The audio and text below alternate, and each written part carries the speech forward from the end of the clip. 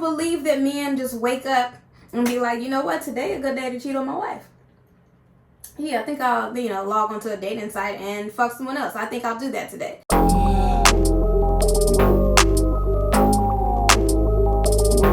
Welcome back, everyone, to another episode of Coffee with Kendra.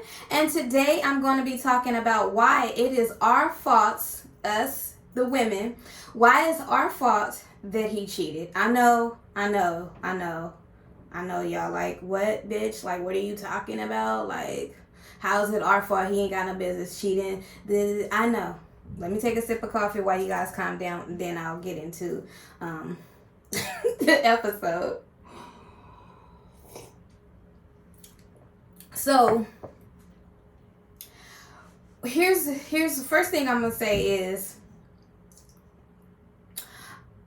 when a person cheats, whether that be the man or the woman, it is not okay, under no circumstances, unless you are like getting beat or something, like anything extreme, you guys could take that out, but under no circumstances am I condoning cheating or saying it's okay to cheat, or even the faults that I'm going to point out makes it okay to cheat. But what I want to kind of point out is there's two types of cheaters, in my opinion. The first cheater is just a goddamn cheater, okay? Man or woman, they just like hoeing for the sake of hoeing, okay? So the first cheater is just a goddamn dog, okay? And the second cheater is the cheater that I'm going to talk about today. Now, cheater number 2 only cheats because of something that they are not getting, or something that they're not getting in their current relationship. And that's what I want to talk about. Because like I said, ladies, whether we like it or not, think about a time that you had a decent guy. Ain't nobody perfect, okay? Think about the time when you had a decent guy. Now, once again, this does not count if if he been, like, you've had red flags since you guys start dating and y'all start talking, y'all get into a relationship, you catching this and this. That, I'm not talking to you, because you would cheater number 1. He a dog, okay? And you know he a dog when you get with him. But we pretend, we bypass some of the red flags for whatever reason. You know what I'm saying? We're not talking to you. We're talking about us. Hello? Hello, yeah. We at the house. Why are you breathing like that? Oh, because I was just running up these stairs, getting these groceries. Okay, you should have told me you made it when you were with them, and I didn't even know you was with them. I know. I'm sorry. Okay. All right, thank you. Love you. Okay, love you too. I'll see you later. Bye-bye. All right, bye. Okay, so the second cheater, okay? Ladies, let's think about the time, and if this doesn't apply to you, it doesn't apply to you, but let's think about the time where you had a decent dude, right? From between the talking stage to the dating phase to you guys being in a relationship, pretty decent. He ain't never cheated before, ain't never gave you any red flags to assume or start thinking that he might be cheating. Think about that guy. And let's say, because you usually, okay, so sometimes you don't know, because I will say this, men have to be better. And I want to give you guys some credit too, because men are getting a lot better with talking to us about what it is that they need, but you still not there. So men have to get better with actually telling us what they need from us and what's lacking the way that we do. So think about a time you had a decent dude and things seem pretty good, and then you find out he cheated on you. Let's talk about that specific type of guy. Now, the first thing you are going to think, you cheated on me, you betrayed me, I can't trust you, blah, blah, blah, the list goes on, right? I feel you, I get it, but and a lot of us, we ask the question, who is she? What does she mean to you? How many times did you sleep with her? But I don't know if enough of us are asking why. You know what I'm saying? Why, and accepting the answer for why. he did it. So I have had two, I don't want to call these guys cheaters, but I had some other podcasts, male podcasts on my show previously who shared with me stories on why they cheated. One of my fellow podcasters, Reggie Rounds from the Reggie Rounds show, shout out to you. He came on my show and he talked about a time where he cheated, and he told me he cheated because he had went 3 months without being able to sleep with his girlfriend. He expressed that to her several times and nothing changed. Now, I'm not going to go into details. I don't know the girl on why this happened, but there is a reason for why he did what he did. Okay? So, I want to say, let's use his story for example, okay? If, like I said, I don't know why she wasn't sleeping with him, but when do we take some accountability for that? So let's say she had no medical issues, and she wasn't depressed and she was perfectly capable of sleeping with him. Okay? And I know this is a touchy subject, but it is what it is, okay? I'm going to just say this shit. Now, when do we take accountability for going, okay, no, it was not right that you cheated on me. Okay? But do we ever ponder to think, okay, well, if it was that easy, all I had to do was sleep with my man and he would have not cheated because I would have been giving him what he needed at home? Does that ever cross the mind? The problem with us is that we always are victims. Us women, we're always a victim. Oh, he cheated on me. Oh my God, he's such a bad dude. He's trash. Men are trash, blah, blah, blah. But I'm saying this because decent men don't go out of their way to cheat. If a man is, and I keep saying this, I'm not talking about dogs, but if a man is happy with everything that you are giving him and you're fulfilling his needs at home, the average decent man is not going out his way to cheat just for the sake of cheating. He is women don't want to hear this, but a lot of men cheat for the same reasons we cheat. We cheat for things that we're not getting at home. He wasn't getting sex at home, so he seeked it elsewhere. Okay, and so I'm gonna use some other examples now. I pulled up a study that was, a survey that was done. It's a little dated, from 2015. So, I mean, but I feel like it still applies. And you guys, okay, whatever the reason they just cheating for it then, it's probably even worse. But give me 1 second. I gotta sip my coffee before I get started.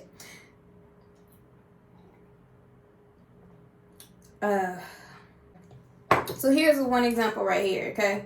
This man says, now these are short stories of men confessing why they cheated, okay? This one guy says, I don't believe in monogamy, okay? He says, here's the thing.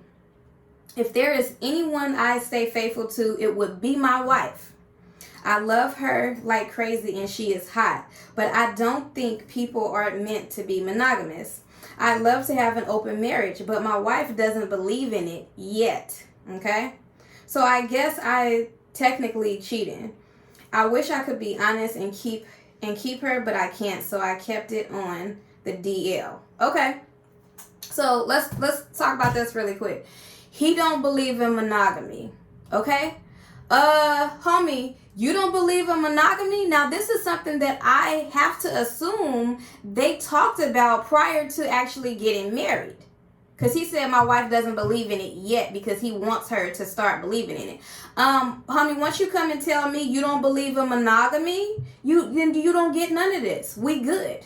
I'm going to leave you where you at. This is a perfect example of that's a red flag. He doesn't believe in monogamy and you believe in monogamy. What the fuck do you think is going to happen? He pretty much said his wife is amazing, but this is not how he moves. And she married him anyway. So back to my point, right? It's our fault he cheated. That's your fault. This man let you know before you guys got into a relationship or probably got married. At some point, he did let you know he don't believe in monogamy and you chose to be with him anyway, okay? Whose fault is that? You can't act surprised.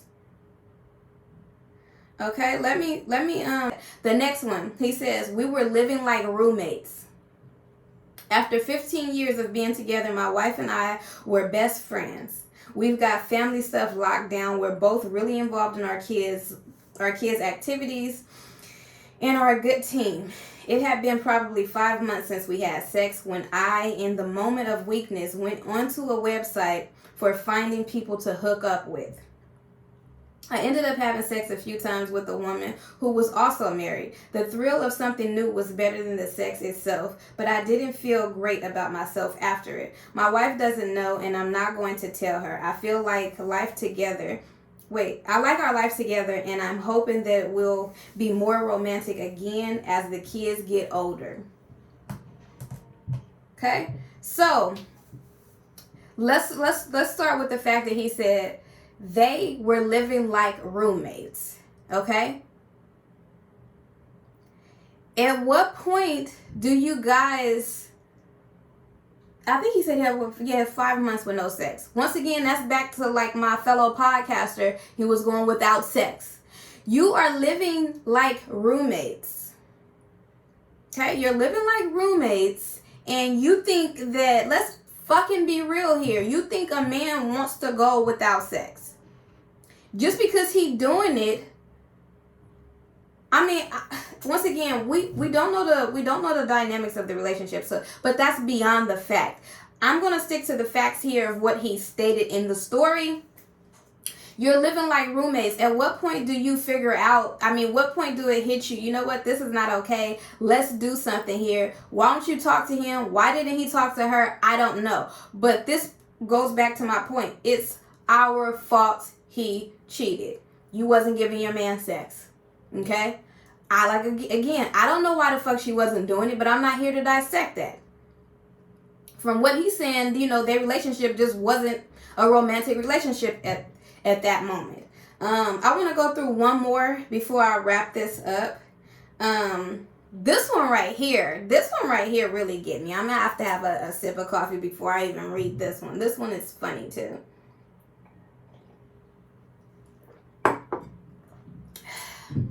Now, this little cheater said, because I can. Okay? Y'all heard that? He said, because I can.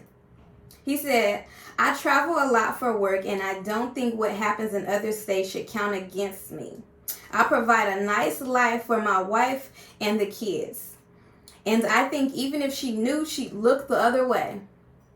Okay? Now, I think it's safe to assume this guy, if he's not a six-figure man, he's a high-value man. I mean, it seems like he qualifies as a high-value man that all the women supposedly want, And even the women that say they don't want that, they say they don't want that, and then when they break down what they actually want, it has to be a high-value man. Anyways...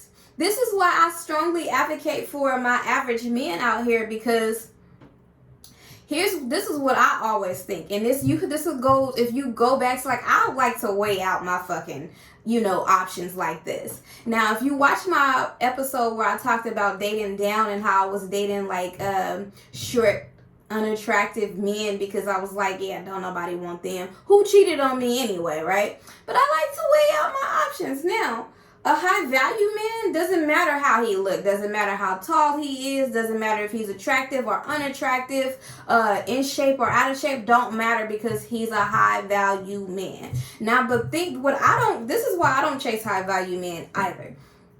And this is also, and I want to also include the higher earners as well. So rappers, athletic players, I don't know, those type of guys.